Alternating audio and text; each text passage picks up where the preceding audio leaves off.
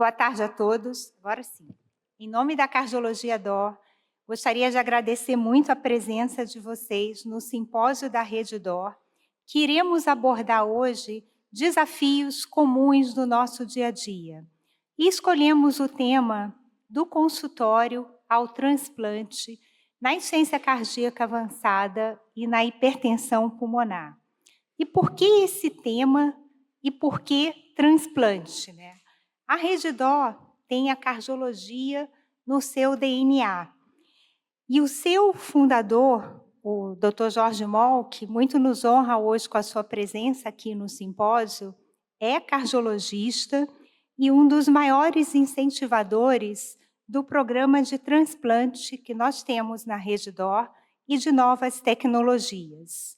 Hoje, para quem não nos conhece, a Rede DOR está presente em 14 estados e o Distrito Federal, conta com 74 hospitais, e desses 74 hospitais, 50 com serviço de cardiologia integrado, e mais de 12 hospitais atuam com programa de transplante, seja cardíaco, renal ou hepático.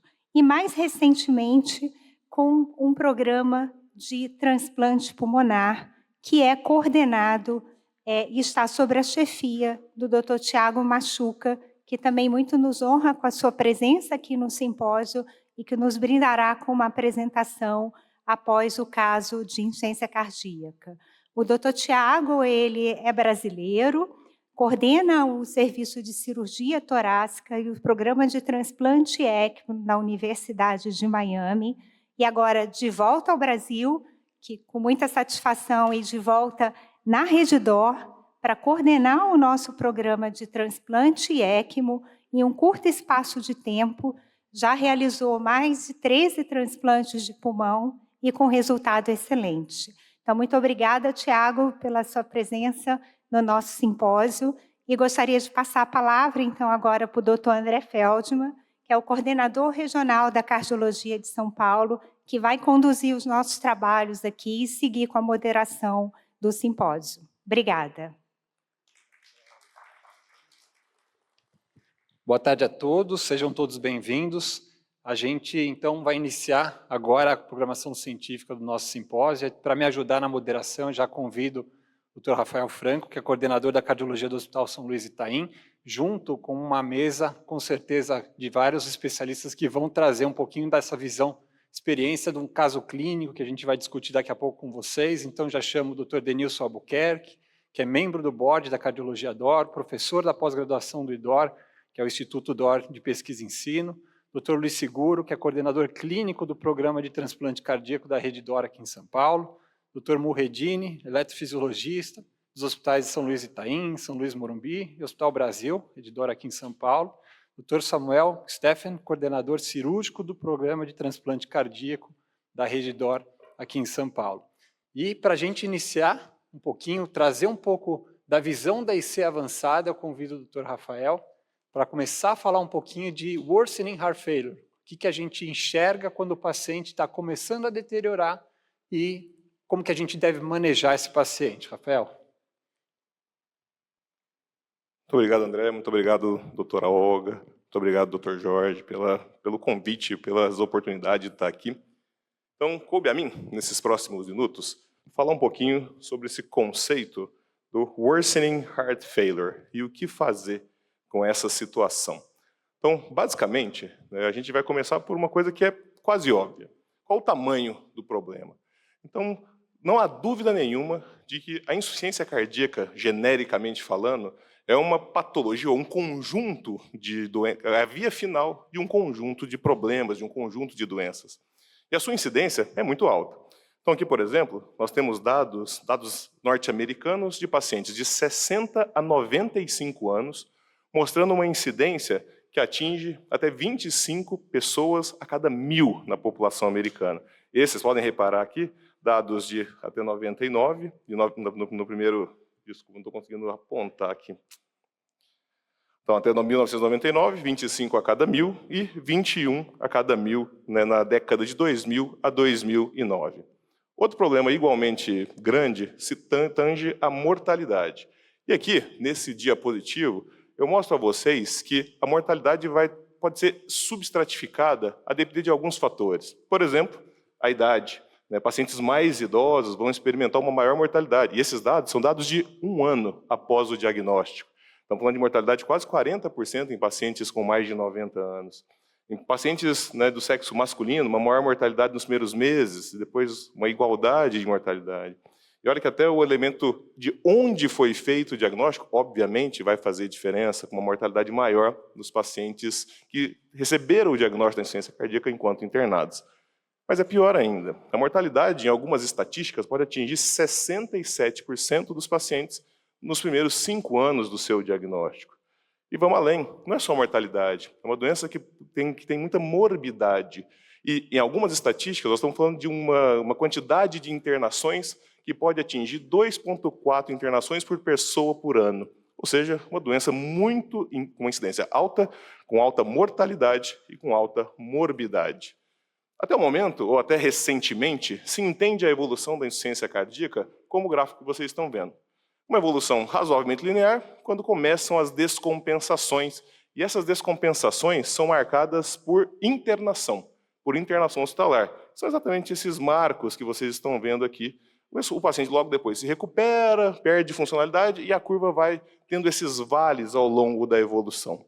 E quando a gente fala de worsening heart failure, e de fato não há uma adequação para fazer uma tradução boa desse termo, a ideia é que mudemos um pouco esse modo de interpretar.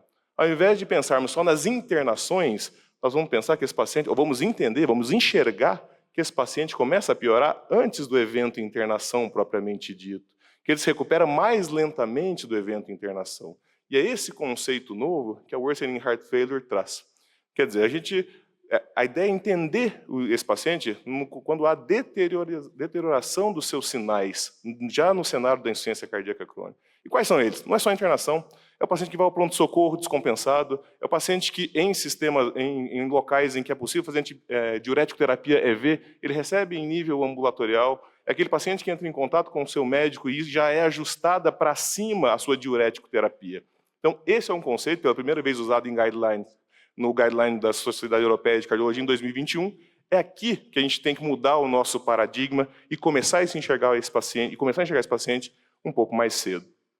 E não além, poxa, qual a importância disso, né? Quando a gente está falando de doença aterosclerótica, a gente entende um paciente de alto risco quando o paciente tem de 5 a 10% de chance de ter um evento em 1 ano.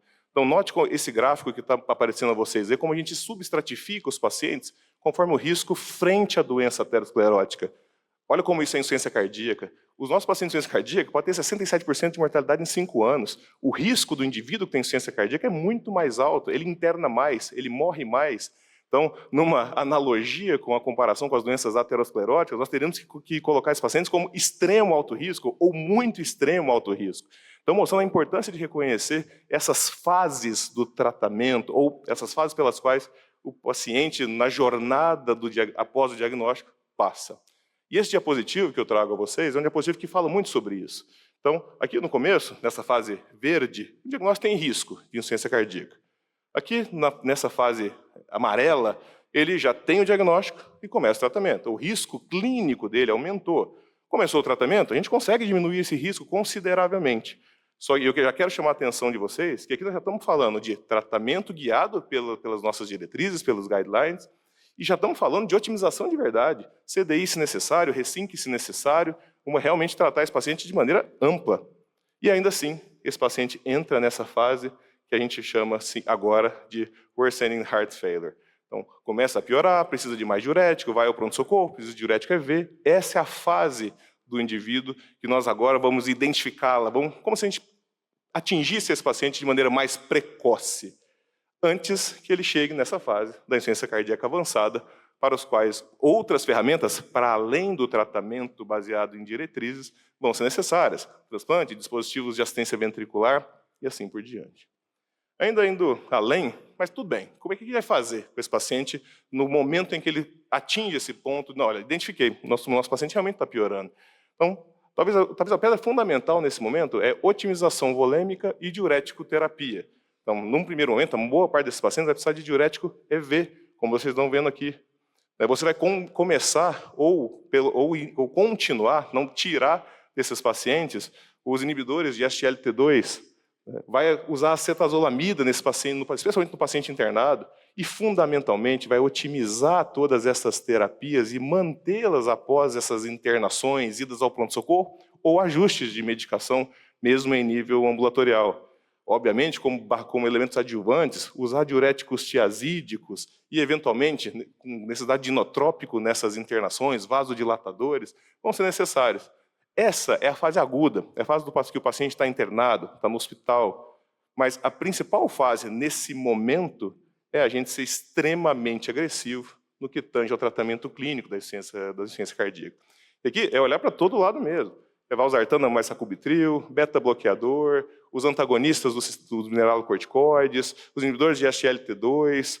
No Brasil ainda nós não temos ainda o vericiguat, esperamos que nos próximos anos a gente possa ter essa possibilidade. Avaliar o perfil de ferro desse paciente, repor ferro se for necessário. Temos evidência quanto à melhora sintomática desses pacientes com reposição de ferro. Isso como um primeiro passo. E como um segundo passo, indo ainda adiante, otimizar essa terapêutica o mais rápido possível. E esse artigo muito elegante do Green, ele fala sobre usar 4 a 6 semanas para progredir as doses o mais rápido possível, para atingir a melhora, o melhor tratamento clínico possível e, consequentemente, tentar impedir, lentificar a evolução dessa insuficiência cardíaca para o lugar que a gente não quer que chegue. Mas tudo bem. Mas dá para fazer algo a mais nesse cenário da worsening heart failure? Talvez sim. Ablação de FA, por exemplo, a gente tem algumas evidências, tem o Castaway-F de 2018, tem o Castaway-TX, que é de 2023, dois cenários distintos. O primeiro, falando de ablacionar a fibrilação atrial num cenário de IC, a maioria dos pacientes tinham classe 2 ou 3. No HTS-TX, a gente está falando de pacientes já indicados para transplante, ou seja, IC terminal, ambos com resultados excepcionais, tanto no desfecho primário quanto redução de mortalidade, então um cenário muitíssimo interessante. Tratar mitral, através da hemodinâmica, de MitraClip. O estudo COAPT mostrou redução no desfecho primário, incluindo hospitalizações. Então, são elementos a mais que podemos fazer para que esse paciente não chegue ou não atinja a fase avançada da insuficiência cardíaca. Ora, mas a despeito de todos esses esforços, chegamos à IC avançada. E talvez seja esse ponto que nós vamos tratar fundamentalmente nas nossas próximas discussões. Poxa, fomos bem, identificamos, diagnosticamos, tratamos na fase estável, identificamos a fase do worsening heart failure, cuidamos, mas invariavelmente o paciente chegou na fase da IC avançada. E aí sim, vamos ter que lançar mão de eventual, além, obviamente, de inotrópicos, vasodilatadores, vasopressores, em alguns momentos, internação em UTI, terapia de substituição renal, dispositivos de assistência ventricular de curta duração, de duração intermediária, temos alguns exemplos aqui, balão, ECMO, Impella, Tandem Heart, que nós não temos no Brasil, até chegar a pontos como, por exemplo, dispositivos de assistência ventricular de longa duração, esse é um HeartMate 3 que vocês estão vendo aí, ou ao transplante cardíaco. Então, com isso, gente, é só para a gente ter um panorama do que nós vamos cuidar ainda mais nos próximos slides e nas próximas falas, mas quero deixar essas mensagens para vocês. Insuficiência cardíaca, obviamente, é a via final de uma série de doenças que tem alta incidência e alta morbimortalidade. Esse conceito da worsening heart failure é uma mudança de paradigma.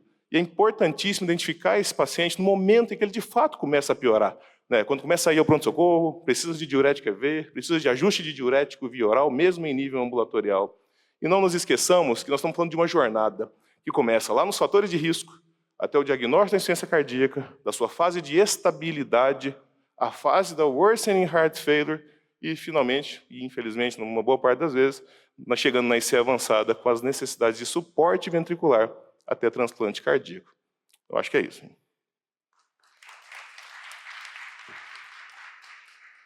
Excelente, Rafael. Obrigado pela introdução. Foi um storytelling, que você fez aqui. Foi muito bom, porque a gente conseguiu cobrir muito do que a gente vai discorrer com mais calma agora.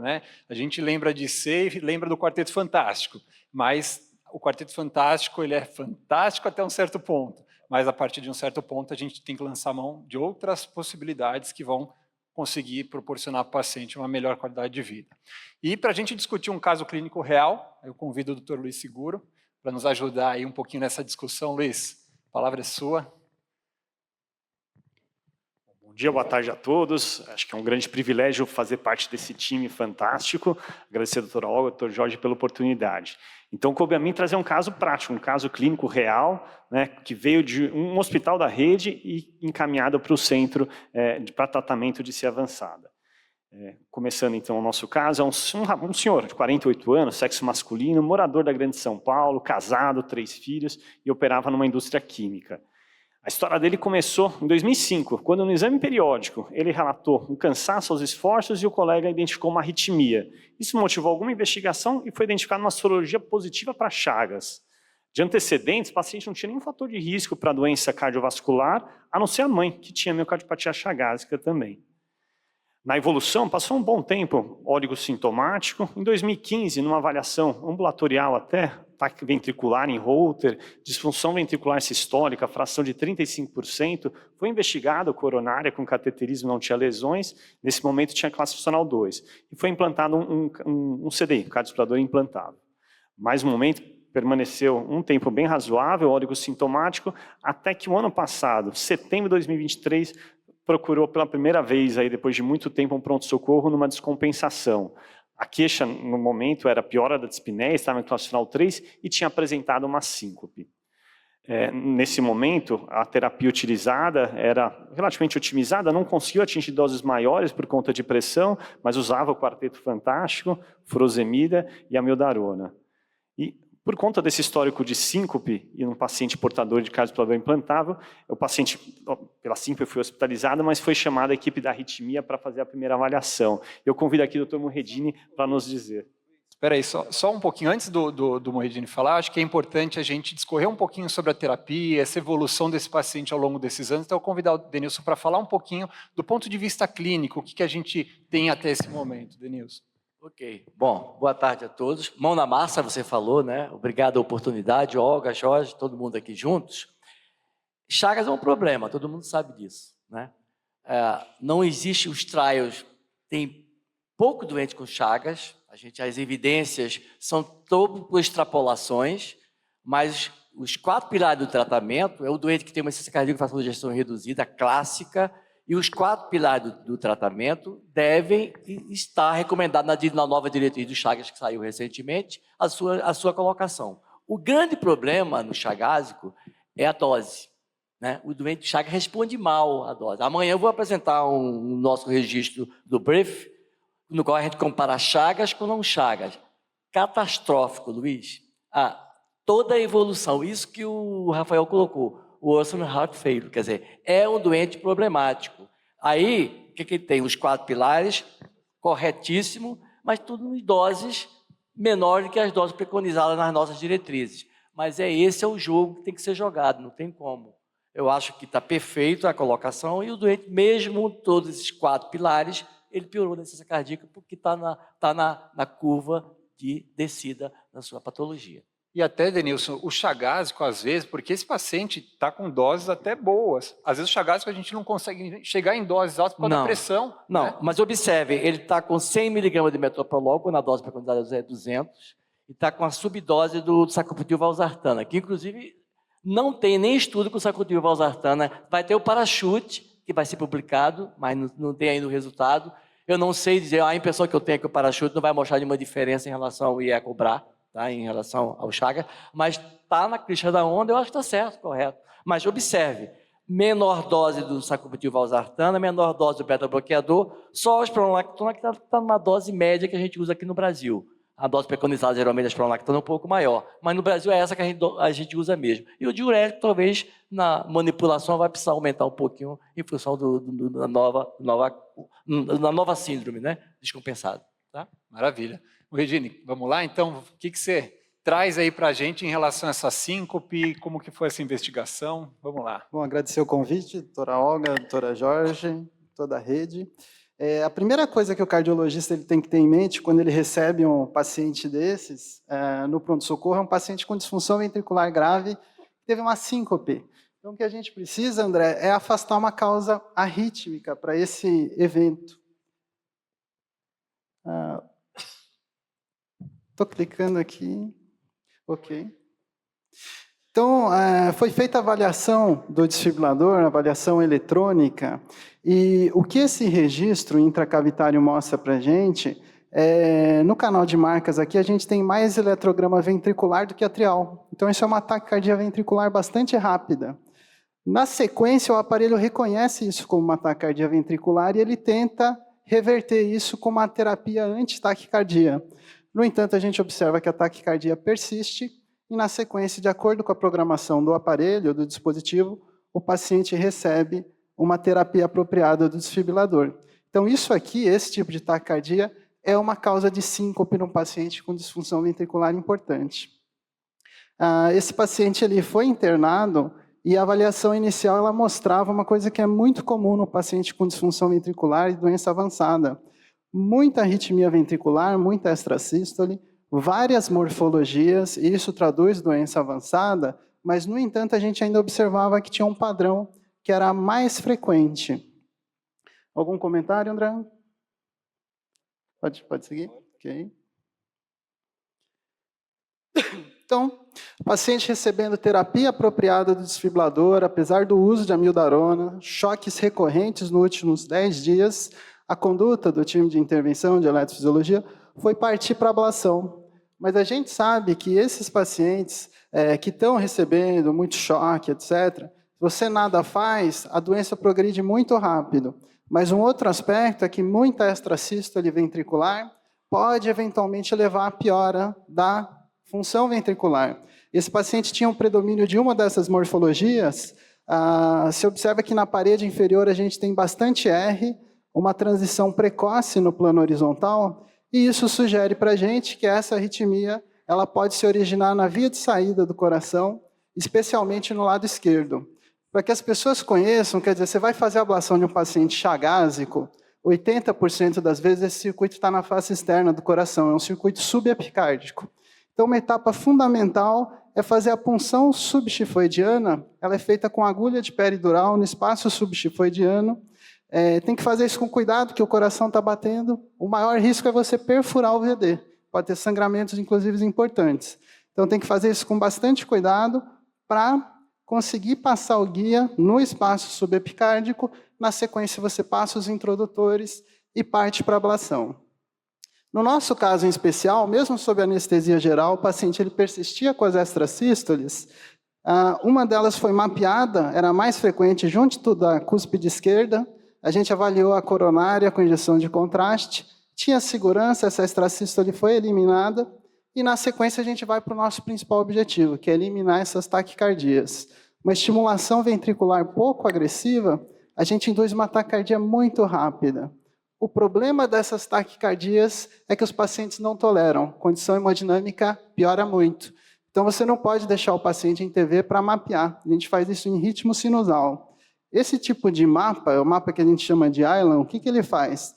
Ele permite identificar áreas na superfície do coração, tanto do endocárdio quanto do epicárdio, onde você tem uma desaceleração da atividade elétrica, do pulso elétrico, uma vez que você está marcapaciando o VD.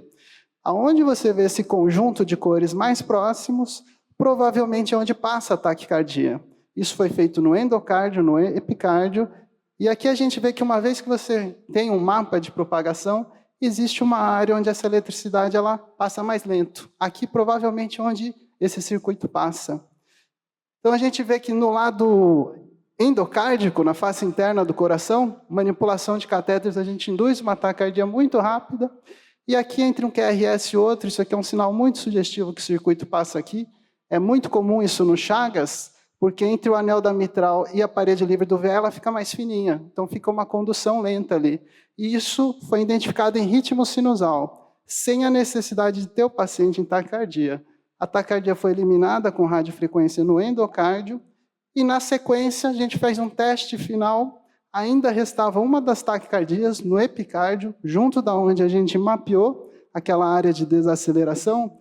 E observem os senhores que a aplicação de radiofrequência nessa região, em 1 segundo, ela é suficiente para interromper a taquicardia e eliminar esse circuito arrítmico. O paciente teve ao todo 3 morfologias. Você vê que o catéter está na face externa do coração, e esse paciente, depois de vários testes, ele não tinha mais nenhuma arritmia indutível. O Luiz vai falar depois, na sequência, ele não teve nenhuma recorrência.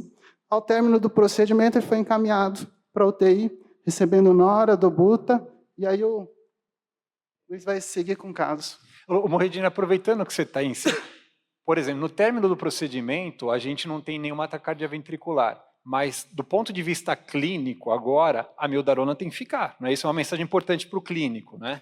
Não, com certeza. Esses pacientes com doença muito avançada, a gente identificou uma série de circuitos, mas quando a gente testa é probabilístico. Nem sempre o fato de você não induzir a taquicardia significa que o paciente não tem.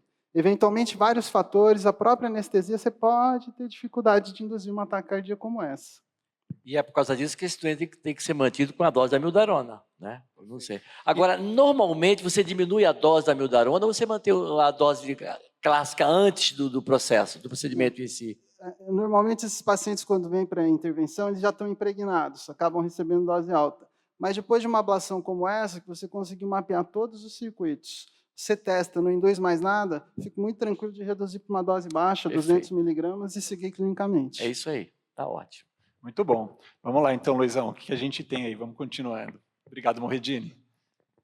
Então, pós-recuperação do procedimento, que foi bem sucedido, como o Dr. Mohedini comentou, ponderamos algo a mais nessa internação. Então, era um paciente com disfunção sistólica importante, fração de 30%, a despeito da terapia máxima tolerada, mantinha-se bastante sintomático, e avaliando, né, essa é uma avaliação do Holter, feita na internação, tinha um alto pace ventricular, de 86%.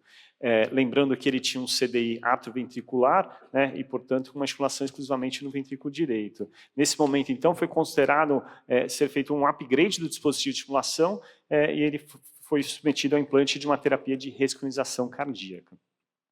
Isso seguindo as diretrizes mais atuais, né, eu trouxe aqui a diretriz brasileira relacionada às indicações de dispositivos eletrônicos de estimulação, nos quais pacientes com disfunção sistólica importante, que permanecem sintomáticos e têm piora clínica a despeito do tratamento otimizado e que têm um pace acima de 40%, estão sendo estimulados, né, sem a ressincronização, devem ser considerados para um upgrade.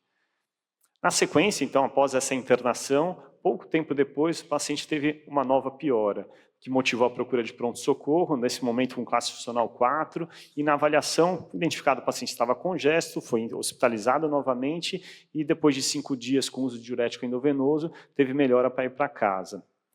Mas, na sua evolução, infelizmente, em um mês, uma nova procura pronto-socorro, novamente por dispneia, mas agora também com náusea e dor abdominal.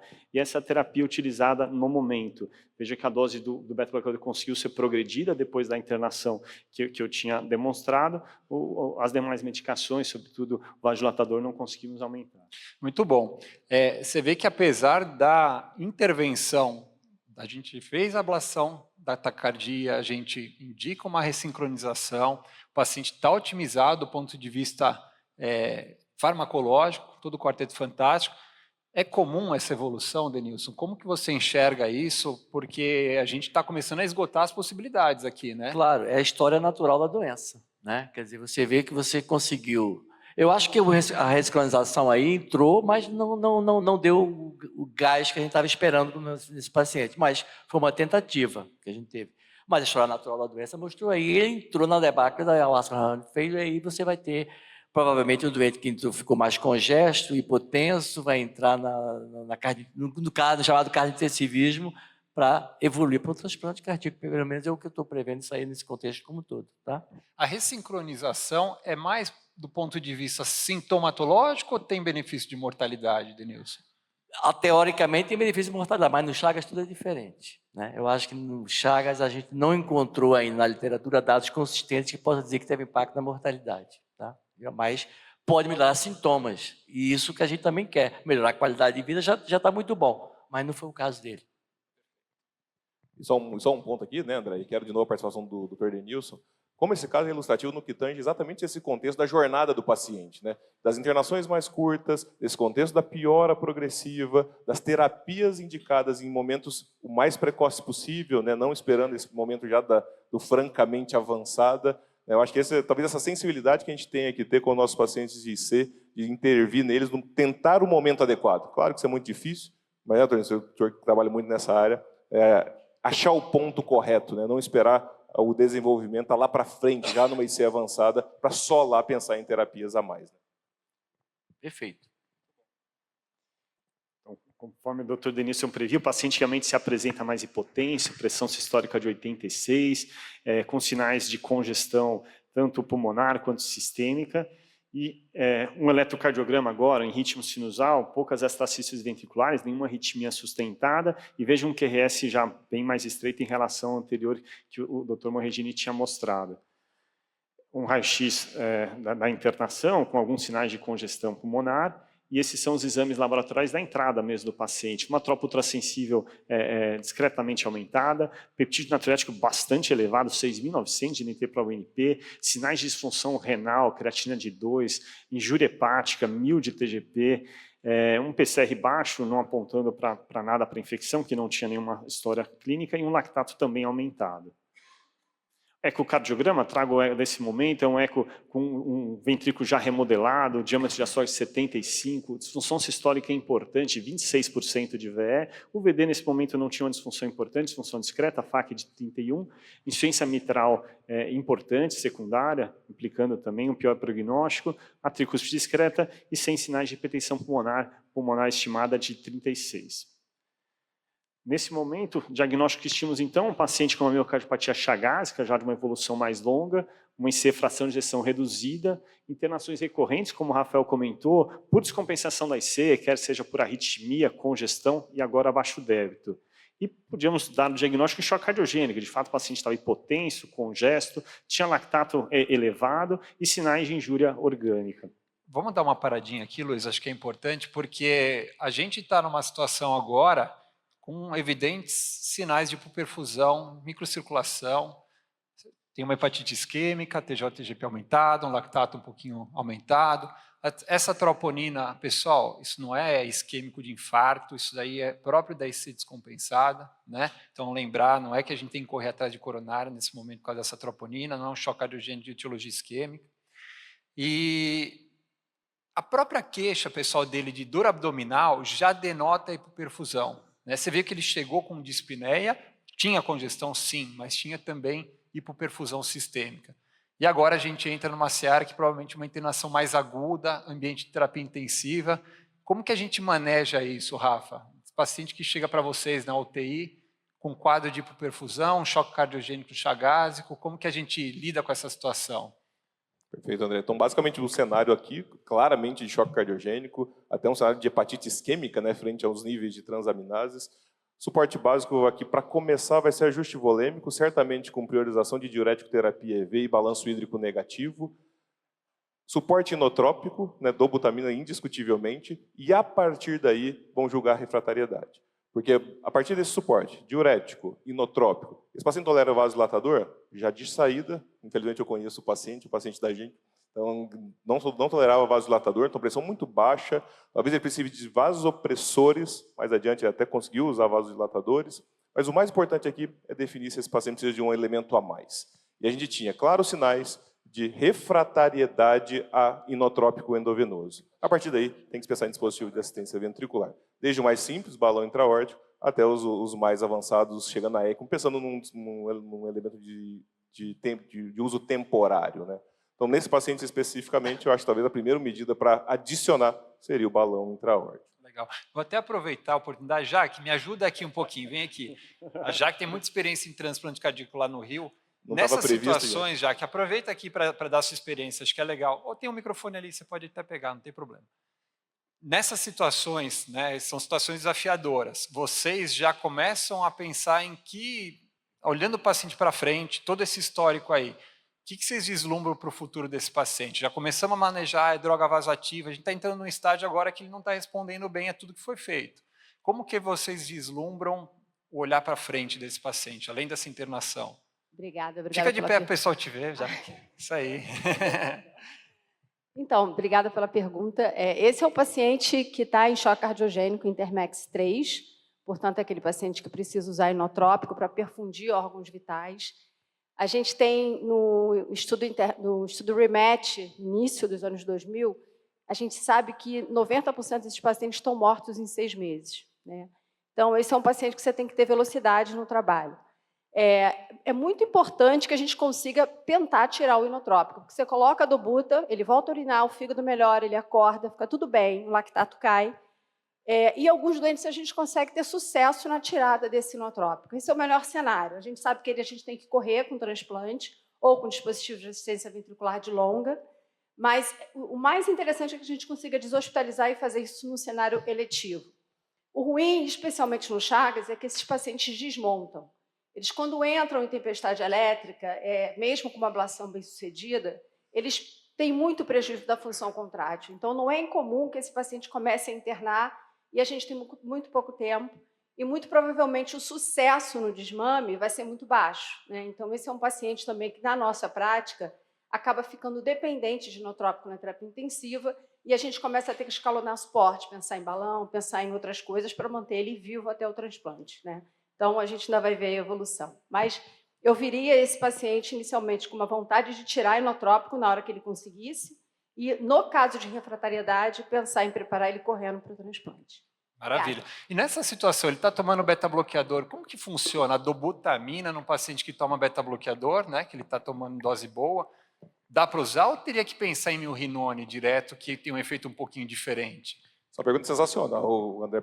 Começo pelo seguinte, né, até pelo mecanismo de ação, né, o beta-bloqueador, obviamente, compete pelos receptores beta e a dobutamina vai ter um menor efeito. Inclusive, a gente tem bons trabalhos mostrando a menor eficácia da dobutamina para o suporte inotrópico em pacientes em uso de beta-bloqueador. Ou seja, de praxe, especialmente nesses pacientes mais graves, vamos suspender o beta-bloqueador para usar a dobutamina.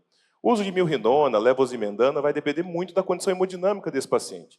Como a gente bem sabe, tanto a levosimendana quanto o milrinone são vasodilatadores, que vão tender a gerar hipotensão nesse paciente. Claro, vasodilatação é importante, é boa para uma boa parte de momentos desses pacientes. Mas muitas vezes, no momento do choque cardiogênico, ele não tolera essa hipotensão.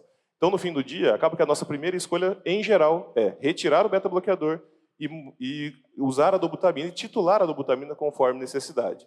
Para aquela situação hemodinâmica que permita, que a pressão permita a inodilatação, a vasodilatação, pode ser interessante sim, inclusive mantendo o beta-bloqueador. Cabe uma ressalva aqui, a levosimendana mostra bons resultados com uso associado com beta-bloqueador, não faz diferença, o mecanismo de ação é diferente. Mas, na maioria das vezes, de novo, desse paciente grave, a dobutamina com a suspensão do beta-bloqueador é o principal caminho. Perfeito, eu concordo plenamente. Agora, no não chagásico, a gente escalona de imediato esse doente do beta-bloqueador, metade da dose que usa, e entra com levosimendana, né? E aí você consegue realmente tirar esse paciente do uso dos inotrópicos, né? Mas no Chagas não dá, não tem condição. Esse tem que tirar mesmo de imediato e partir para o resto. Até aproveitando essa discussão de levosimendana, como que vocês enxergam o momento de usar o levosimendana?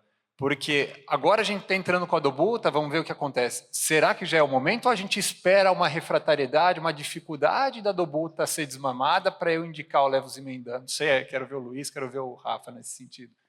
Eu acho que tem um dado super interessante em relação ao levosimendana e aos inotrópicos em geral, né? A imensa variabilidade do serviço em relação ao uso dos inotrópicos. Estou falando do Brasil, centros da Europa, centros dos Estados Unidos, a variabilidade é imensa. Mas no que tange a levosimendana, na nossa prática clínica, talvez, de novo, o ponto mais importante seja a condição hemodinâmica. Então, tenho muita dificuldade no dia a dia de usar a levosimendana nesse paciente agudo, nesse paciente que acaba de chegar. Por vários motivos, uma boa parte das vezes eles estão infectados, né? A vasodilatação vai atrapalhar a pressão, não vai tolerar, temos que tirar a droga. Por outro lado, uma situação que a gente usa bastante a levosimendana é exatamente nessa transição, no desmame, quando começa a ter falhas de desmame da dobutamina, que para naquele 2, 3, 5 microgramas e muitas vezes em associação. Então, está lá a dobutamina em desmame, já está vasodilatado, levosimendana, e muitas das vezes a gente consegue tirar a dobutamina com esse auxílio, e sim, pelo efeito prolongado da levosimendana, que pode durar de 7 até 14 dias, então a gente consegue tirar a dobutamina. Esse é o cenário que eu mais gosto de usar a levosimendana. No paciente agudo, de fato, a gente tem um pouco de dificuldade por conta da questão hemodinâmica. E na sua prática, Rafa, você faz a dose de ataque? Na minha experiência, vou ser sincero, a gente vai com a manutenção direta, o ataque dá muita arritmia, hipotensão, e eu sinto mais facilidade de usar ele com a manutenção. Não sei como que vocês têm feito. Estou rindo aqui porque eu acho que eu usei dose de ataque de levosimendana acho que uma vez na vida. Não, a gente habitualmente usa tão somente a dose de manutenção, inclusive eles têm embasamento em algum... São estudos pequenos, mas tem embasamento literário para isso. Inclusive, quando a gente vai olhar recomendações mais específicas da levosimendan, a recomendação é que você só use dose de ataque, de fato, se a hemodinâmica do paciente permitir. Eles são algo liberais nessa recomendação, se o paciente tiver pressão sistólica maior do que 100, você poderia usar a dose de ataque, mas, de novo, a tolerância à dose de ataque costuma ser muito ruim. A hipotensão é muito frequente em relação à dose, quando se usa a dose de ataque, e, do contrário, quando se usa a dose de manutenção em 24 horas, a tolerância é muito boa. Raramente a gente precisa suspender a medicação quando se usa apenas a dose de manutenção. Não, concordo plenamente. A gente usa 95, né? Mas 95 sem ter uma diferença, não.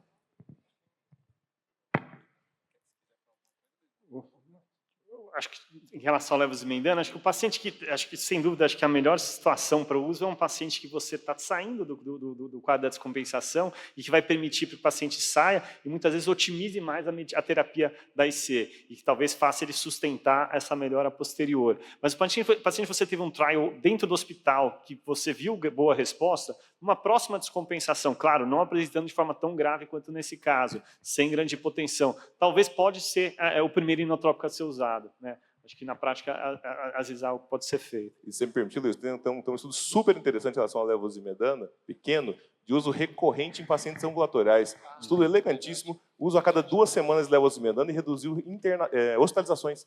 Muito interessante para esse uso recorrente. O Múcio do INCOR tem testado isso, eu conversei com ele tem feito um pouco disso, com uma experiência interessante. Nós publicamos isso alguns anos atrás, eu com o Edmar Bock, com esses pacientes com levosimendan, um resultado espetacular, mas depois a gente acabou caindo no desuso, mas a gente publicou sobre isso. Então, vamos continuar nosso casinho aqui. Então, de fato, o paciente foi reconhecido como paciente em choque cardiogênico, foi internado numa terapia, uma unidade de terapia intensiva, monitorizada de forma adequada e foi iniciado dobutamina e diurético endovenoso. Nesse momento também, juntou-se a informação dessa história que passamos e reconhecemos que era um paciente que estava no momento da insuficiência cardíaca avançada, sintomas graves, persistentes, importante limitação funcional, disfunção sistólica importante e passando por múltiplas internações por descompensação e dessa vez uma descompensação bem grave com injúria de outros órgãos. Dessa forma, a equipe ativou a equipe de terapia avançada da rede que iniciou a avaliação com a terapia avançada. E quando a gente avalia as indicações de transplantes que a nossa diretriz traz, esse paciente preenchia das principais indicações. Um paciente que vinha ambulatoriamente muito sintomático, a despeito de toda a terapia otimizada e com marcadores de mau prognóstico, e agora estava internado dependendo de droga inotrópica. Dessa forma, a equipe fez toda a avaliação, pensando no transplante, avaliação de tipagem sanguínea, painel imunológico, sorologias, avaliação de doenças em outros órgãos, uma avaliação de toda a equipe multiprofissional, lembrando que o transplante é uma terapia que depende de várias especialidades, e a avaliação da hipertensão pulmonar, que no caso ele não tinha. E não havendo nenhuma contraindicação, esse paciente foi listado para transplante. Ô Luiz, até para aproveitar a sua experiência, o que seria uma contraindicação formal para a indicação de transplante? Que você fala, isso não dá para levar à frente. Perfeito. Isso é algo que tem até modificado, André, né? Diretrizes antigas de transplante tinham aquelas contraindicações bem pontuadas, né, como contraindicações absolutas para transplante. Com a evolução do transplante, a melhora dos resultados, a maior experiência dos centros, a gente não tem mais contraindicações fixas, mas uma série de contraindicações relativas e que, de acordo com cada serviço, com a sua expertise, você vai definir se aquele pode ou não ser candidato, né? Lógico, tem algumas situações, como hipertensão pulmonar fixa, não reversível, com um trial de vasodilatação, essa sim implica num grande risco, né, de disfunção do VD e mortalidade pós, né? E a gente tem maneiras aí de lidar com isso e tornar, no futuro, o paciente candidato a transplante. Mas acho que esse conceito de a contraindicação é mais essa somatória de contraindicações relativas do que algo específico e pontual. E por esse paciente ser um paciente portador de miocardiopatia chagásica, existe alguma peculiaridade ou segue da mesma forma com outra etiologia? O Chagas, né, que é uma doença muito grave e na evolução da insuficiência cardíaca tem um prognóstico pior de outras etiologias, para o transplante é o inverso que a gente observa, né? São pacientes que têm o melhor prognóstico depois do transplante. Pacientes mais jovens, sem hipertensão pulmonar, né? Sem muitas outras comorbidades. Então, de fato, o paciente chagásico é um ótimo candidato a transplante. Muito bom. Então, dando continuidade, então agora esse paciente já estava listado, né? E a gente sabe que, sobretudo no estado de São Paulo, a espera mesmo, né, numa condição de prioridade, como ele preenchia, pode ser longa. Nesse momento já tinha 3 semanas em fila, o suporte aumentou do que usou inicialmente, dobutamina com 20 microgramas quilo minuto, tolerou um pouco de vasodilatador, o Rafael conseguiu dar um pouquinho de nitroprusiato, 0,4 microgramas, mas voltando a ter uma clínica aí de náusea, dor abdominal, pressão, né, mais limítrofe, 65 de média, a monitorização invasiva indicava um índice cardíaco reduzido de 1,8, uma saturação central reduzida de 50, lactato voltando a aumentar, peptídeo natriurético aumentado, disfunção renal, creatina de 1,6. Até, Luiz, só para a gente ver aqui, se a gente for ver, Rafa, olha, está em dose máxima de dobuta. Quando a gente olha ali, né, o lactato discretamente elevado, o índice cardíaco bem borderline, né, então ele está no limite com otimização de droga vasoativa, quando a gente for ver. Né. Então, daqui a pouco a gente vai discutir um pouquinho, né, como fazer, mas assim, em termos de fármaco, existe margem para a gente, ainda com fármaco, utilizar? Você acha que a associação de dobuta com milrinone cabe, não cabe, ou tem que partir para uma alternativa mais invasiva? Acho que cabe sim, André. Inclusive, aí de novo voltamos para esse posicionamento da hemodinâmica do paciente. Né? E esse paciente tolerava vasodilatador. Então, voltamos ao que nós falamos há pouco. Né? Então, dobuta dose máxima, e aí, eu vou usar o viés que eu conheci o paciente, o principal sintoma de baixo débito dele era náusea. Era um negócio absurdo, com queda de SVO2. Então, essa progressão da dobuta foi feita lenta e gradativamente, chegou à dose máxima, ele mantinha sintomas, e tolerava vasodilatador. Então, o escalonamento foi dobuta mais vasodilatador, e de fato a gente chega nesse momento, com dobuta dose máxima e o máximo de vasodilatador que ele tolerava. Nessa condição, a hemodinâmica permitia a associação com o milrinone. Então, é uma associação que eu acho extremamente interessante, especialmente nesse perfil de paciente que tolera vasodilatação. Muito bom. Obviamente, se houver refratariedade a isso, nós vamos ter que pensar em dispositivos invasivos, né? Mas isso é só um escalonamento, né? Isso é ao longo de alguns dias em geral, né? Não num cenário de Querdenberg, a gente tem que andar mais rápido. Eu queria até abrir em relação ao dispositivo de assistência circulatória de curta, né? Que é uma ferramenta como ponte, a gente não sabe quando vai sair o doador. Não sei se alguém quer comentar alguma coisa, Samuel?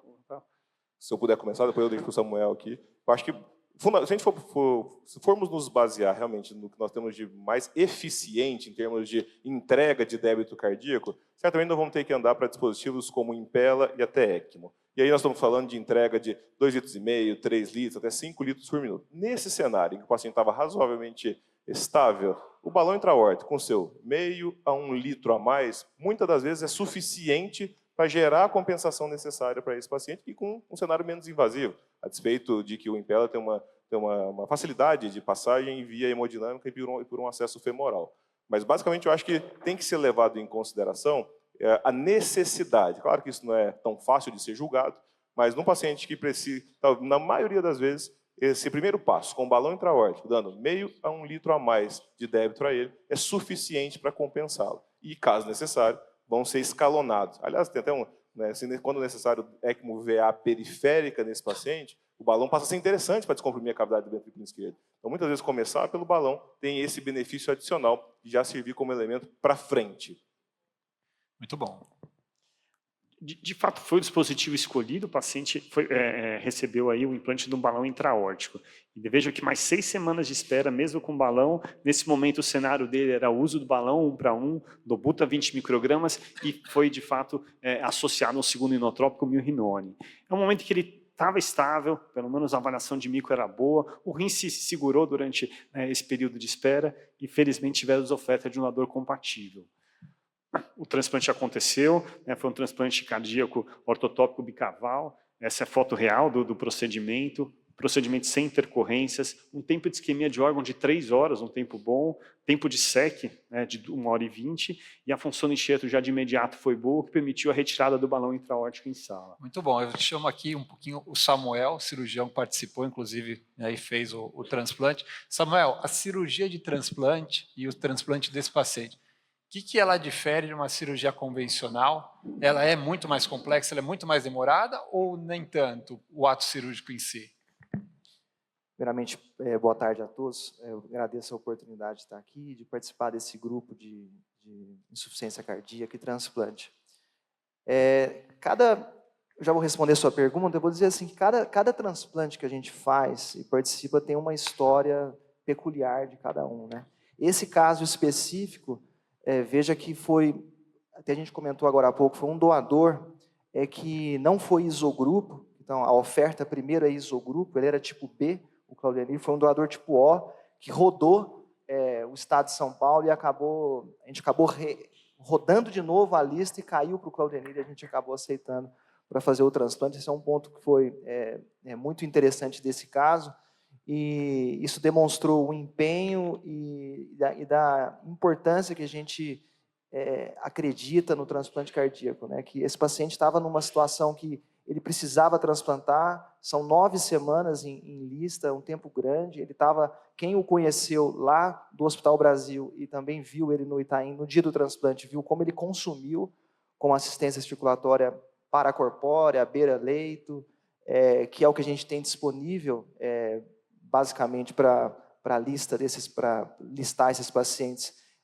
em terapia intensiva e na realidade brasileira. E respondendo a sua pergunta, André, o transplante ele é como se fosse uma cirurgia convencional num horário não convencional, né? Habitualmente, esse transplante foi num domingo à noite. E normalmente é assim, é muito raro a gente fazer transplante em horários habituais, né? E a grande questão do transplante é que são doentes, na realidade brasileira, são doentes muito críticos. Então, é uma cirurgia convencional, é uma cirurgia que, com equipes treinadas, como a nossa, a gente consegue fazer num tempo de sala curto, tempo de SEC curto, ver 1h20 de extracorpórea, um transplante ortotópico, com o tempo de sala pequeno, mas é um paciente que não tolera complicações, né, Rafael? É um paciente que, se ele sangra no pós-operatório, se ele tem uma complicação maior no intraoperatório, é um doente que fatalmente não vai evoluir bem. Então, esse é um ponto que a gente tem que sempre considerar. E daí a importância de fazer mais transplantes no Brasil. Pra você ter uma ideia, o Brasil faz 350, 400 transplantes. A gente precisava fazer, por dados do Ministério, pelo menos 2.000 transplantes. Então, mais centros transplantadores são muito bem-vindos. Eu acho que esse movimento da rede para o transplante vem a acrescentar muito na realidade brasileira. E a gente precisa estressar mais esse sistema nacional de transplantes.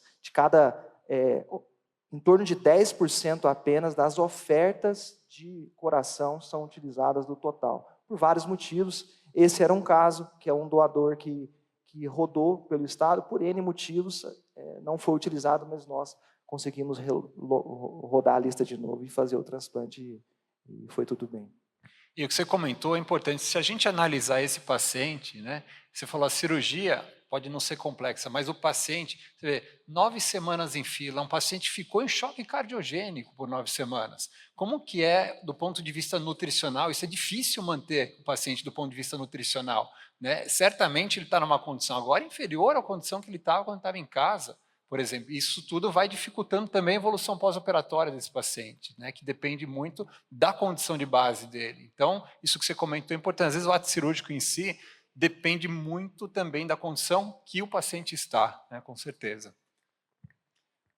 Chegando já então no final da evolução do nosso paciente, então pós-operatório, muito às custas da condição com que ele foi para o transplante foi um sucesso, mas ele estava numa condição mais crítica, né? Então teve algumas intercorrências. Primeiro, uma infecção diagnosticada do balão que tinha sido implantado em sala e do marca-passo que ele tinha também. No eco transesofágico do intraoperatório foi identificada uma vegetação e depois do explante identificado um germe. Foi tratado então de forma guiada, meropenem e teicoplanina por 14 dias com resolução da infecção. Infelizmente, também evoluiu com uma insuficiência renal, com necessidade de terapia de substituição renal, mas que recuperou depois de 15 dias. E para quem trabalha com transplante, sabe que não é comum ter uma reativação do CV tão precoce, isso só implica na gravidade desse paciente, teve reativação nesses primeiros 15 dias, que foi tratado também com resolução do quadro. Mas, felizmente, a recuperação foi ótima, a paciente teve alta, então, função ventricular preservada no ecocardiograma, biópsia sem rejeição, celular ou humoral, função renal recuperada, creatina de 1,4, usando a imunossupressão habitual, prednisona, azatioprina, tacrolimus com nível adequado e profilaxias aí relacionadas a algumas infecções. Aqui é uma foto só para mostrar, esse é um momento de muita alegria, lógico, para o paciente, para os familiares, mas para toda a equipe, uma equipe grande envolvida nos cuidados. Né? E trago aqui só levantar, né, para todos os colegas que durante a apresentação reconheceram, né, de pacientes que têm seu consultório, ou que já tiveram, ou que vão ter, e a nossa equipe está aqui disposta a discutir casos, e estamos abertos aqui para oferecer essa terapia para um número maior de pacientes que necessitam. Muito obrigado. Muito bom. Excelente, a gente trouxe para a discussão um caso clínico real e a gente não terminou, pessoal, a gente vai continuar, a gente tem ainda 30 minutos e é com muita satisfação que a gente entra agora numa segunda etapa do nosso simpósio para discutir um pouquinho de hipertensão pulmonar e a gente conta com a presença de um colega super ilustre, o Dr. Tiago Machuca, né, diretamente dos Estados Unidos. Dr. Tiago, que é diretor do Centro Pulmonar de Alta Complexidade do Miami Transplant Institute e faz parte da nossa equipe multidisciplinar de transplante pulmonar da Regidor. E é um prazer ter o Dr. Tiago aqui conosco, que vai falar um pouquinho sobre o tratamento moderno da hipertensão pulmonar hoje. Dr. Tiago, obrigado pela sua presença, viu? Obrigado, pessoal. Uma boa tarde a todos. Queria agradecer a presença de todos vocês, agradecer o convite da doutora Olga, do Dr. Jorge Moll, para a gente estar abrindo um pouquinho de espaço para hipertensão pulmonar e transplante de pulmão aqui no simpósio da Cardiologia DOR. Então, eu vou começar com um caso clínico e acho que a ideia aqui, o racional é transmitir para vocês um pouquinho do extremo da situação e como hoje o transplante de pulmão pode resgatar situações que antes eram tidas como irreversíveis, né? Então, aqui a gente tratou recentemente uma paciente de 32 anos que ela era previamente rígida e 4 dias pós-parto ela abre um quadro de edema de membros inferiores e falta de ar. Então vejo aqui que essa paciente, para estranhamento de todos, tinha aí uma disfunção do ventrículo direito, tinha hipertensão pulmonar, foi investigada, isso tudo enquanto ela estava em uma outra instituição, e ela tinha uma pressão de artéria pulmonar média de 55, com uma pressão de átrio direito de 14, ela foi transferida para o nosso centro para manejo clínico inicialmente e, devido à deterioração clínica, uma consideração de transplante como um plano B, né? Então, aqui atentem na tomografia com contraste o tamanho dessa artéria pulmonar, né? E vejam o tamanho do átrio direito, do ventrículo direito dessa paciente. Ela evolui, apesar da gente ter otimizado o manejo clínico com piora progressiva. Então, agora ela começa a ter sinais de falência ventricular direita, com agora ascite, com taquicardia ventricular não sustentada, e a gente vê que essa hipertensão pulmonar continua deteriorando. Agora ela tem um TAPSE de 5 milímetros, uma pressão estimada do ventrículo direito de 124, suprassistêmica, e com derrame pericárdico. Então, todos aí achados de muito cuidado, né, que denotam a gravidade do caso. Então, essa é uma paciente que a gente viu que a gente estava perdendo e optou por canular essa paciente em ECMO veno-arterial, aí com ponte para um eventual tratamento clínico, mas possivelmente tudo indicava que essa paciente iria para transplante. Então, aqui lembrando que essa paciente ela tem que ser canulada acordada, então a paciente em insuficiência ventricular direita com aquele grau de severidade, o momento que você ou tenta fazer uma indução de anestesia geral, esse paciente para, né, e aí esse ECMO, essa canulação de ECMO passa a ser uma canulação com o paciente recebendo a ressuscitação cardiopulmonar, então ela é canulada de forma bem sucedida. Então veja que a respiração da paciente melhora, o BNP baixa de 1.300, chega a 375, e aqui eu quero mostrar para vocês, então, essa questão que eu acho que é fundamental no transplante de pulmão, e acho que vai ser fundamental mais e mais nesse manejo de pacientes com doença terminal, né, que necessitam de transplante de órgãos, a manutenção desse paciente viável, né? Então, tem que ser uma paciente que tem que estar sendo ativamente reabilitada. Então, imagine a dificuldade dessa paciente em falência ventricular franca e com uma cânula na artéria femoral, uma cânula na veia femoral, sendo aí ativamente reabilitada na unidade para o momento que ela receber o seu pulmão, para ela poder recuperar e ter um pós-operatório aí o melhor possível. Então veja que depois de 11 dias que essa paciente é listada, ela tem aí recebe o pulmão do doador, então ela entra no centro cirúrgico extremamente instável. Esse é um paciente que, apesar da maioria das vezes a gente ter utilizado o ECMO veno-arterial para fazer o transplante de pulmão em pacientes com hipertensão pulmonar e falência ventricular direita, devido à gravidade do caso, a gente teve que fazer a transferência desse método de suporte para o bypass formal. Não existia outra forma da gente fazer o esvaziamento das câmaras direitas, né? Então ela vai para o bypass formal, que para a gente é ruim, porque você precisa anticoagular o paciente plenamente, né? Apesar disso, essa paciente ela tem um pós-operatório aí favorável. Vejam que esse remodelamento do ventrículo direito ele é quase imediato. Então veja que ela entra no centro cirúrgico com um átrio direito e ventrículo direito severamente dilatados, com uma regurgitação tricúspide moderada e com um rechaço do septo interventricular para a esquerda severo. E já no pós-operatório imediato, esse ventrículo direito agora e o átrio direito é de leve a moderada dilatação, a regurgitação tricúspide melhora, com uma melhora significativa da função do ventrículo direito e esquerdo. Ela sai do centro cirúrgico agora com a pressão de artéria pulmonar normal, ainda em ECMO. E essa paciente, depois de 5 dias, a gente consegue fazer aí o desmame do ECMO. Então, só vejam aqui essa paciente 2 anos depois, uma vida muito próxima do normal, obviamente, com todos os cuidados do paciente transplantado. E essa paciente ela tem uma patologia de doença veno-occlusiva pulmonar. Então, acho que mostrando para vocês aí como hoje o manejo moderno de pacientes com essa gravidade de hipertensão pulmonar e falência ventricular direita, como é possível, né? Acho que num contexto de um time avançado de cuidado pulmonar, você oferecer esses tipos de terapias. Então, acho que uma coisa que acho que é bem importante a gente ressaltar, acho que a importância do transplante, né, de você ter essa divulgação, e eu acho que a Redditor está aí com uma bandeira muito significativa, liderando, acho que essa disseminação do transplante, melhorar o acesso. Quando a gente fala de transplante de pulmão, acho que onde existe o gap mais significativo. Quando a gente olha em termos de Estados Unidos, a gente faz em torno de 3.000 transplantes ano, no Brasil a gente não faz 80. Então, a gente, no nosso serviço, hoje faz perto de 80 transplantes por ano. Então, aqui, com relação à hipertensão pulmonar, a gente vê que ainda corresponde em torno de 10% dos pacientes transplantados, né? São pacientes que têm hipertensão pulmonar. E a gente vê aqui que, sabidamente, esse é um dos pacientes que tem a maior mortalidade em lista. Então, eles não é uma mortalidade maior do que aquele paciente com fibrose pulmonar, que esses pacientes geralmente são pacientes de mais idade, né?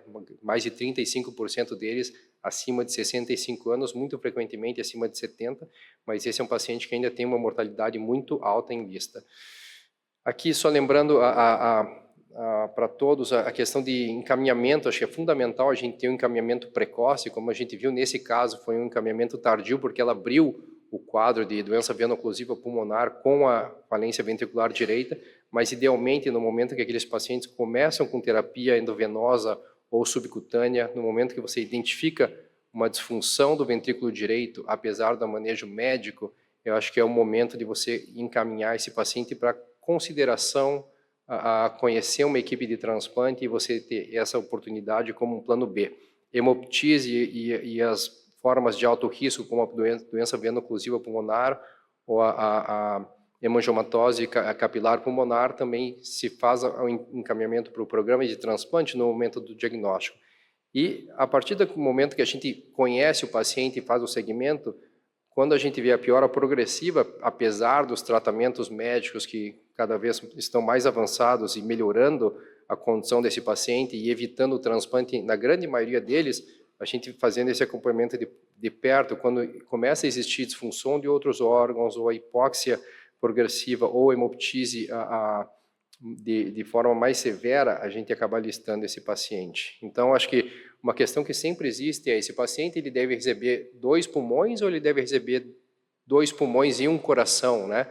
Então, a gente sabe que o transplante para pacientes com hipertensão pulmonar inicialmente era favorecido o transplante cardiopulmonar, então você fazer um coração-pulmão, e acho que esse estudo aqui, recente da Bélgica, ele ilustra bem essa transição da prática das equipes de transplante. Então, quando eles comparam os pacientes que são submetidos a transplante de coração-pulmão ou um transplante bilateral de pulmão, a gente vê aqui que esses pacientes do bilateral de pulmão, eles tendem a ser pacientes de mais idade, né, 10 anos de mais idade, mas a grande maioria dos que recebem somente os pulmões, eles têm a hipertensão pulmonar arterial idiopática, né? E aqueles pacientes que recebem hoje o coração-pulmão, eles têm muitas vezes doenças cardíacas congênitas, né? Então, que não seriam possíveis de tratamento durante um transplante bilateral de pulmão. Agora, uma coisa interessante, vejam o que acontece ao longo dos anos, então a gente acha que menos e menos vai estar fazendo transplante de coração-pulmão para paciente com hipertensão pulmonar. A gente sabe que a gente sabe que o ventrículo direito ele é extremamente resiliente, então, independente do grau de falência ventricular direita, se você resolver o problema da hipertensão pulmonar e mesmo tendo um período de suporte circulatório no pós-operatório, esse ventrículo direito ele tem tudo para ser normalizado num período curto ali de 1 semana a 2 semanas. Então vejam que esses pacientes, quando você faz o coração-pulmão, eles têm um risco de sangramento maior. Os pacientes que você faz o bilateral de pulmão, eu vou mostrar para vocês como a gente pode mitigar esse risco de disfunção primária do enxerto, ou seja, você transplanta o pulmão e ele não funciona bem desde o começo da reperfusão, e você precisa de algum tempo de recuperação, e uma forma de você dar apoio, suporte para esses pacientes seria com ECMO, mas vocês vejam que a mortalidade intra-hospitalar do coração-pulmão é muito maior. Então vejam aqui que quando você olha em termos de longo prazo, vejam aqui esse gap inicial, essa queda maior do coração-pulmão, né, e você veja que a longo prazo é muito parecida a sobrevida. Agora um fator que é fundamental, eu acho que a gente tem que avaliar a equidade da distribuição de órgãos, né? Então se você pode oferecer um procedimento que vai ter o mesmo resultado a longo prazo, sem você ter que usar o coração, esse coração ele pode ir para outro paciente que também está numa lista de espera para o coração somente. E acho que outro fator importante, e isso principalmente nos Estados Unidos, hoje a gente não faz coração-pulmão para pacientes com hipertensão pulmonar primária, porque ele nunca vai receber o coração, porque a forma de alocação ela é baseada no grau de disfunção do ventrículo esquerdo. Então eu acho que esse tempo de espera é muito mais curto quando você considera o transplante bilateral único. Outra questão, acho que importante, que a gente aprendeu com o tempo, é que o ventrículo direito, ele se recupera, né? Então essa era a questão principal, acho que pensa assim, a gente tem um paciente em falência ventricular direita, você transplanta os pulmões, se esse ventrículo direito não recuperar, esse paciente está morto, né? Então veja aqui um estudo muito interessante com ressonância magnética funcional, de 10 pacientes que foram transplantados por hipertensão pulmonar severa, com uma pressão de artéria pulmonar sistólica de até 90, e vejam o que acontece no pós-operatório do transplante. Então, vejam que essa fração de ejeção do ventrículo direito, ela sobe, que o índice de massa do ventrículo direito, ele baixa. E outra questão interessante aqui, acho que isso aqui é exatamente o que a gente enxerga no pós-operatório desses pacientes. Vejam como o átrio direito e o ventrículo direito, como eles se transformam no pós-operatório. Veja o septo, né, adquirindo a sua configuração anatômica esperada, como esse átrio direito ele diminui e como o ventrículo direito diminui também. E acho que uma questão que a gente aprendeu muito é que esse transplante por hipertensão pulmonar severa, o grande problema é que no pós-operatório imediato esses pacientes entravam em disfunção primária do enxerto, o pulmão não funcionava. Então o que a gente aprendeu é que com o tempo, a gente hoje mais e mais mantém esses pacientes em ECMO preemptivo pós-operatório. Então essa aqui é uma série alemã com 23 pacientes, em que esses pacientes eram transplantados por hipertensão pulmonar, eles eram trazidos do centro cirúrgico em ECMO veno arterial periférico e eram estubados em ECMO veno arterial periférico, ou seja, você dava um período em média de 5 dias de suporte para aquele ventrículo direito e para aquele ventrículo esquerdo se recuperarem, e o paciente ele ficava totalmente estável, né, na vigência desse ECMO, ele podia ser estubado. Então vejam que isso é possível numa grande maioria dos pacientes. Então desses 23, vejam aqui aqueles pacientes submetidos à ventilação e depois um período de ECMO, ou seja, aquele é estubado e depois ECMO, estubado e ECMO, e obviamente em alguns casos mais severos você não consegue estubar E vejam que esses pacientes eles tendem a ficar numa ventilação mecânica num período muito mais longo. E eu acho que aqui está, acho que uma questão fundamental que a gente aprendeu, é o que acontece. Então veja que no pós-operatório imediato essa pressão da artéria pulmonar baixa, mas o que acontece? Quando a gente vê a fração de ejeção do ventrículo esquerdo, do ventrículo direito, imediatamente melhora. Só que isso daí, ele acaba causando uma disfunção diastólica no ventrículo esquerdo, que não estava acostumado a funcionar com grau de enchimento normal, e vejam como existe um decréscimo da fração de ejeção do ventrículo esquerdo nos primeiros dias pós-transplante, e é por isso que o paciente fazia disfunção primária do enxerto, ou seja, existia uma hipertensão venosa do lado esquerdo e o pulmão ficava em edema pulmonar. Isso daí, depois do 5º, 7º dia pós-operatório, se resolve.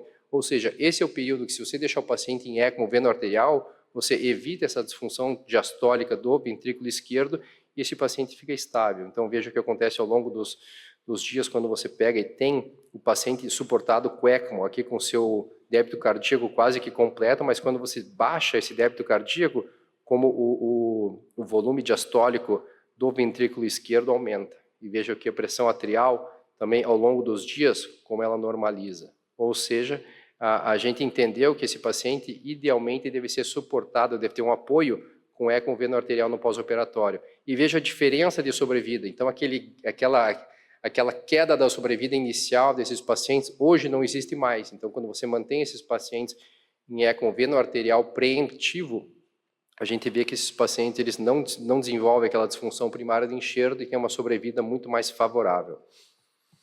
Então, uma questão que acho que a gente é sabida é que, como eu estava dizendo para vocês, esse é um dos transplantes de maior complexidade por conta disso. Então, veja aqui essa curva aqui de Kaplan-Meier verde, são os pacientes com hipertensão pulmonar. Então, veja que, inicialmente, eles têm a pior sobrevida.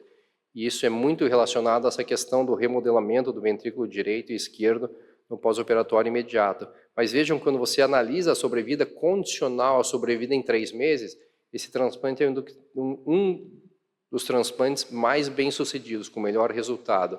Ou seja, nós estamos falando geralmente de pacientes jovens, né, que têm um coração esquerdo normal, mas que precisam daquele apoio inicial para o coração direito, enquanto ele recupera depois do transplante de pulmão.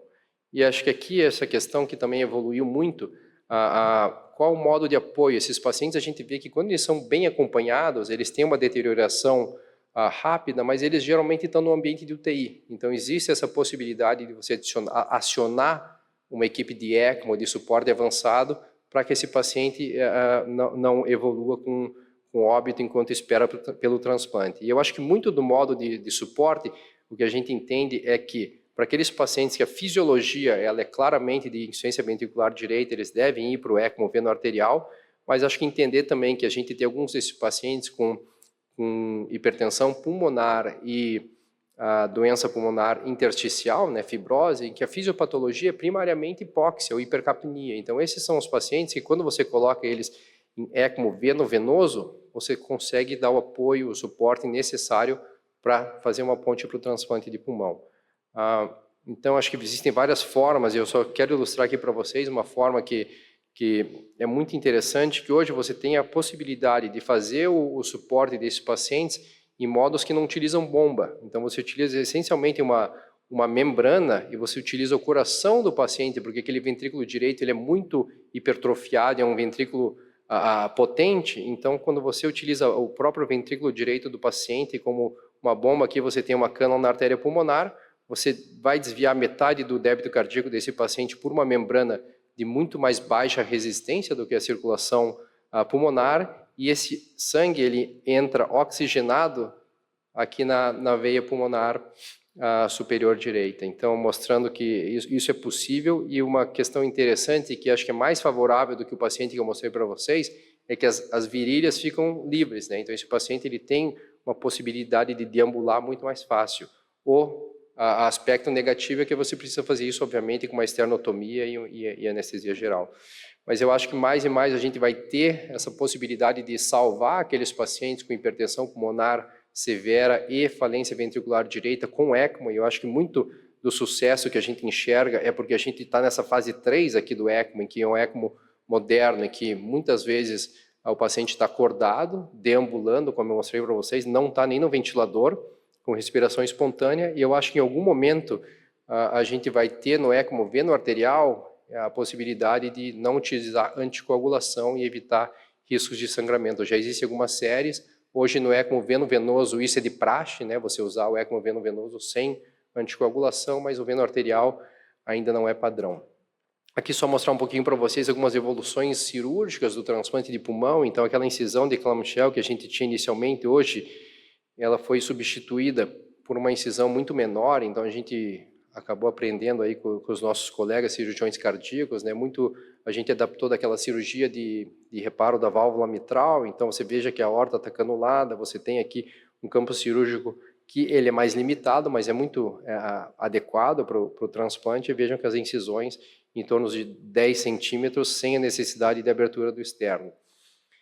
Esse aqui é o nosso programa de transplante, então eu cheguei em Miami em 2022, né, nessa transição para chegar até o Brasil, a partir de julho desse ano. Então vejam que o que aconteceu com o nosso programa. Então a gente transplanta, aqui está a 80 transplantes em 2023, e a gente tem aí uma média de 5 a 10% desse volume de pacientes que têm hipertensão pulmonar primária. E aqui mostrando para vocês que 40% dos pacientes que a gente transplanta vêm da UTI. Então, mostrando de novo, reforçando o cenário de que esses pacientes, quando eles são bem acompanhados, eles começam a deteriorar e vão para um ambiente de uma UTI avançada, de um grupo que pode oferecer terapias como ECMO e transplante. Acho que muito possivelmente você vai ter a possibilidade de uma ponte para transplante bem sucedida. Aqui eu estou num simpósio de cardiologia, né? Então eu queria mostrar para os colegas algumas possibilidades também mais avançadas e um pouquinho fora do convencional. Então a gente publicou aqui os primeiros relatos de caso que a gente utilizou aí as válvulas por catéter, né? Então o TAV, uma válvula aórtica por catéter para fazer ponte para transplante de pulmão. Então, até recentemente, aquele paciente que chegava com fibrose pulmonar avançada e precisava de um transplante de pulmão, se ele tinha estenose aórtica severa, esqueça, esse paciente ele está condenado, não existe nenhuma terapia, ninguém oferecia transplante, porque você fazia troca de válvula aórtica concomitante ao transplante de pulmão, era uma cirurgia muito mórbida. Então, a gente adaptou isso e a gente acabou publicando isso aqui, esses 2 primeiros casos. E na sequência, então, a gente adaptou esse mesmo conceito para o MitraClip. Então, aqueles pacientes com regurgitação mitral severa, que é uma paciente de 56 anos, relativamente jovem, em enfisema, que a gente fez o MitraClip e depois de 2 meses a gente acabou transplantando, fazendo um transplante unilateral esquerdo, uma paciente de mais de 5 anos com boa recuperação. E eu acho que eu mostrei um pouquinho da realidade que a gente tem, né, em Miami. E agora eu quero mostrar para vocês o que a gente já tem aqui em solo brasileiro. Então, como a doutora Olga mencionou, a gente tem um programa de transplante no Rio de Janeiro, né? Em breve a gente vai ter esse programa operacional aqui em São Paulo também. E apesar de uma equipe jovem, acho que com uma maturidade clínica e técnica assim fantástica, com resultados que eles espelham muito os resultados que a gente obtém nos Estados Unidos. Então, essa é uma das 13 pacientes que foram transplantadas pelo grupo, então jovem, com hipertensão pulmonar, há 10 anos em terapia tripla, e que estava com dispneia aos médios esforços. E vejam aqui que ela já tinha um teste de caminhada muito limitado, um ecocardiograma com um TAPSE de 12 milímetros, com uma pressão da artéria pulmonar de 55 e já com rechaço do septo interventricular. No cateterismo direito, vejam que essa pressão, na realidade, ela tinha uma pressão média de 71, com uma resistência vascular pulmonar de 21. Então, aqui a paciente, ela nos foi encaminhada e durante esse segmento teve uma deterioração clínica, né, apresentando aí com lipotímias recorrentes, dor torácica, ela internada e otimizada nesse ambiente de UTI reabilitada, e ela é submetida a um transplante bilateral. Esse transplante ele ocorreu em fevereiro desse ano, então ele é recente. E acho que uma questão interessante que eu falei para vocês da indução anestética, né? Então, para a gente evitar que o paciente ele evolua aí com uma parada cardiorrespiratória durante a indução, esse paciente ele foi colocado em eco veno arterial por questão da instabilidade ou do grau de disfunção ventricular direita, ela é colocada em ECMO vena arterial acordada, né, e depois que esse paciente tem o suporte do ECMO vena arterial, que ela é induzida a anestesia geral. Então, depois a gente faz a indução, coloca o catéter de Swan-Ganz. Então, veja aqui essa paciente ainda na incisão convencional, mas recebendo os 2 pulmões. Aqui, mostrar para vocês a canulação, que depois a gente converte numa canulação central. E veja aqui, entrada na sala com uma pressão suprassistêmica de artéria pulmonar, com uma média de 82, sistólica de 124, e aqui no momento de saída da sala, com a normalização da pressão da artéria pulmonar. Então, essa é uma paciente que, como a gente tinha aprendido essa manutenção do ECMO vena arterial pós-operatório, foi o que a gente fez. Então, essa paciente aí, de uma forma muito similar ao que eu mostrei do paciente que foi transplantado nos Estados Unidos, a gente tem essa paciente aqui em ECMO, na unidade do Hospital Copa d'Or. É uma paciente que ela é tirada do leito em ECMO, ela está deambulando em ECMO, e ela vai de alta aqui depois de 54 dias de pós-operatório. Recuperação plena, ela está aqui agora com 6 meses pós-transplante, com uma recuperação muito favorável e com a vida praticamente próxima do normal. Então, aqui a última mensagem que eu quero passar para vocês também, eu acho que falando um pouquinho do tratamento moderno da hipertensão pulmonar, né, essa questão do TEP crônico, que eu sei que existe uma limitação de acesso muito significativa. Então, aqui foi uma das áreas que eu também me dediquei no período que estava no Canadá. Então, aqui mostrando que daquele período que nós avaliamos o encaminhamento para os pacientes, mais de 80% desses pacientes eram cirúrgicos. Então, o desenvolvimento de um programa de tratamento de TEP crônico, um programa compreensivo de tratamento, ele tem aí resultados muito favoráveis, e a gente continua pensando que no momento que esse paciente ele tem a cintilografia de ventilação, perfusão pulmonar sugestiva de TEP crônico, ele idealmente é encaminhado a um centro, e a gente inaugurou o centro de cirurgia de endarterectomia pulmonar no Copa d'Or. Então, estamos avaliando pacientes, já temos casos bem-sucedidos de cirurgia para tratamento de TEP crônico.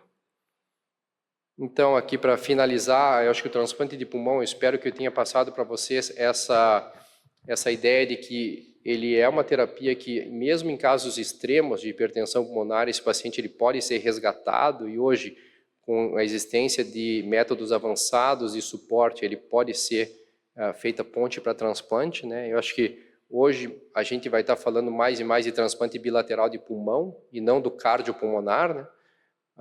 O remodelamento do ventrículo esquerdo, naquele momento que você faz a reperfusão, ele é mais demorado, então, em geral, no 5º dia, e por isso a gente acaba deixando esses pacientes em ECMO vena arterial de forma preemptiva, para você evitar aquela disfunção diastólica e o edema pulmonar. E eu acho que a questão de você ter uma equipe avançada que avalie e siga muito de perto esses pacientes com hipertensão pulmonar no momento que eles deterioram, acho que salva muitas vidas e tem resultados muito favoráveis, evitando aí que esses pacientes morram enquanto esperam pelo transplante. Obviamente é uma equipe muito grande. Esse aqui é o grupo de transplante de pulmão e ECMO que a gente tinha nos Estados Unidos, e aqui mostrando para vocês agora aqui o sucesso, né? Esse aqui é o primeiro transplante de pulmão no Copa d'Or. Novamente, acho que a gente conseguiu montar uma equipe muito sólida, motivada e com uma técnica, acho que realmente avançada. E a partir de julho, acho que é um prazer enorme de estar presente aqui com vocês e lutando para que a gente transforme um pouco essa realidade e possa oferecer terapias avançadas para aqueles pacientes com doença pulmonar avançada. É isso que eu queria dividir com vocês. Obrigado mais uma vez pela atenção, é um prazer enorme estar aqui. Muito bom. Primeiramente, queria parabenizar o Dr. Tiago pelo resultado lá nos Estados Unidos, fantástico. A gente viu os números que você trouxe, e para a gente é um prazer poder contar com essa experiência aqui no Brasil. Acho que vai ajudar muito no desenvolvimento de toda essa parte de transplante pulmonar no Brasil como um todo. A gente tem um tempinho, se alguém tiver alguma pergunta, quiser fazer alguma pergunta para o Tiago, mesmo na primeira sessão, levanta a mão, a gente tenta identificar. Eu queria aproveitar, enquanto o pessoal não pergunta, Tiago, eu queria saber de você. Lá nos Estados Unidos, vocês têm um arsenal terapêutico de fármacos para vasodilatação pulmonar que não tem tanto aqui no Brasil. Você acha que eles têm um impacto positivo na evolução desses pacientes, ou o fato da gente não ter tanto isso no Brasil não atrasa tanto a terapia para esses pacientes do ponto de vista de evolução? Eu acho que a disponibilidade de outras medicações nos Estados Unidos, eu acho que certamente ajuda nesse manejo inicial. Eu acho que a gente vê alguns pacientes que até você pode fazer o uso de ECMO para ponte para tratamento, né? Isso eu acho que era impensável no passado, né? Aquele paciente que é virgem de tratamento, ele dá entrada de um quadro de insuficiência ventricular direita, muito semelhante da paciente que eu mostrei, que a gente transplantou, mas ela tinha doença veno-oclusiva. Então, na verdade, quando a gente começou a tratar ela piorou. Mas eu acho que é possível que você tenha esse impacto favorável em alguns pacientes, eles se recuperem a ponto que você possa decanular o paciente do ECMO e possa postergar o transplante. Eu acho que isso certamente pode acontecer. Agora, eu acho que muitas vezes quando a gente vê esse paciente chegando já com algum grau de tratamento e evoluindo com doença progressiva, eu acho que a gente ainda não tem essa resposta. Acho que é questionável se isso teria um impacto de evitar o transplante. Eu acho que certamente poderia postergar. Agora, acho que de evitar, a gente não tem essa resposta ainda. Sou André Albuquerque de São Paulo. Parabéns, Thiago. Muito feliz da sua vinda aí. E tanto do meio pulmonar, acredito também do meio... Eu sou pneumologista infiltrado aqui hoje. Mas a disfunção de VD é uma coisa que chama muito atenção e contraindica, né? Terapias, e como você colocou, pacientes jovens. E acho que no meio cardiológico isso também é um dogma, assim. Então, foi muito importante ver esses resultados para a gente começar a ter outro pensamento, outro approach. Queria que você comentasse um pouquinho disso. Não, certamente. Eu acho que quando a gente olha, eu mostrei bem eu tentei passar ao entendimento de que esse é o transplante mais complexo, né? Não acho que a questão de você fazer o transplante em si, mas de todo esse suporte perioperatório. Esse é o paciente que morre na mesa, esse é o paciente que ele morre com 24 horas de pós-operatório e ninguém entende o porquê, né? Então, acho que a maturidade de um programa que evolui no transplante pulmonar, acho que ele começa com os casos mais simples, quando a gente vê ali a questão do paciente com enfisema, a própria fibrose pulmonar, e esses pacientes com falência ventricular direita são realmente os mais complexos. E eu acho que é muito favorável quando você desenvolve esse tipo de atividade dentro de um grupo multidisciplinar. Então, não é só a equipe do transplante, você tem uma equipe do transplante, que essa equipe ela tem uma conexão com a equipe do ECMO, com a equipe da cardiologia, da pneumologia. Eu acho que você cria um círculo virtuoso que pode trazer o resultado para esses pacientes que, eu acho que quando a gente pensa em medicina convencional, você imagina que a gente vê pacientes assim diariamente, eles morrem, né? Ninguém, acho que pensa que é possível você trazer esse tipo de terapia. E eu acho que você criar esses grupos, né, e fazer com que exista um acesso melhor da população a esse tipo de terapia, eu acho que isso vai trazer resultados, acho que muito importantes. Tiago, primeiramente, parabéns pela apresentação. Queria te fazer uma pergunta, voltada um pouco para a área do coração, mas como eu sei que vocês trabalham muito juntos na cirurgia cardiotorácica lá nos Estados Unidos, eu acho que você vai conseguir responder bem isso. Assim, 2018 teve essas mudanças dos critérios de alocação nos Estados Unidos. E você sabe que a ECMO entrou para o transplante de coração como prioridade máxima. E muitos centros começaram a fazer transplante em ECMO, em pacientes que habitualmente ia para um dispositivo de longa, mas ele ia ficar na lista lá um tempo muito grande. Como ele estava descompensado, passava a ECMO, ele melhorava, estava bem estubado, por que não transplantá-lo, sendo que o tempo de fila seria muito curto. O estado de São Paulo, em 2021, teve essa mudança também dos critérios de alocação, foi o primeiro estado do Brasil que teve. A gente teve uma experiência inicial no Instituto Coração com alguns casos. Teve um ano, 2022, que nós fizemos bastante, fizemos quase 10 casos de transplante em ECMO como lista, com tempo, inclusive com trabalhos que a gente fez com tempo curto, de 4 dias, 5 dias em ECMO, a gente transplantou, só que a gente teve alguns resultados ruins nesses casos, são pacientes graves.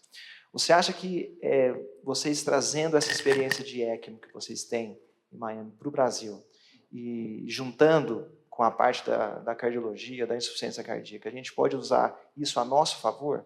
Ou seja, transplantar mais pacientes em ECMO, que a gente vai conseguir ter prioridade na fila para aumentar o número de transplantes, Você acha que isso pode impactar com resultados bons no nosso mar? Samuel, eu acho que com certeza. Eu acho que quando a gente imagina o impacto que se pode causar, eu acho que se você montar uma equipe multidisciplinar de ECMO que tem aquele pensamento um pouco mais progressivo, né? Que você tenha o paciente acordado, deambulando, que você tenha aquela equipe que faça rounds diários, né? Como é que realmente um grupo multidisciplinar, cirurgia, clínica médica, terapia intensiva, né? Cuidando desse paciente, eu acho que a possibilidade desse paciente ter um período de eco mais estável, né, e chegar ao momento do transplante em uma situação muito melhor, eu acho que aumenta, né? E eu acho que você também acaba ficando muito mais confortável de que quando aquele paciente você transplanta e esse paciente está borderline, você deixa esse paciente em ECMO no pós, com uma tranquilidade muito maior, porque você sabe que a morbidade que você vai estar causando com o ECMO é muito pequena, né? Mas eu acho que isso é uma coisa que evolui com o tempo, a gente viu isso claramente acontecendo no Copa Dor e agora eu espero que isso aconteça aqui em São Paulo, acho que é muito possível. Né? Muito bem, a gente chega ao final do nosso simpósio.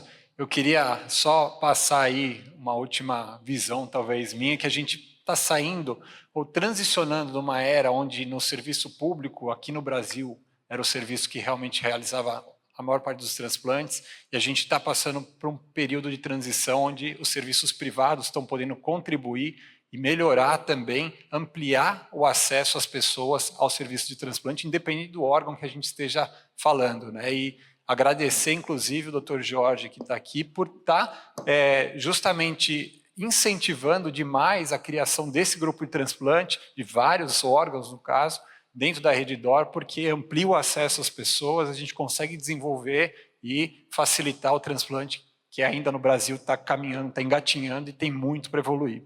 Então, obrigado, Thiago, pela sua presença aqui conosco, Rafael, que me ajudou a moderar, todos os participantes da mesa que estiveram aqui conosco, e bom congresso a todos.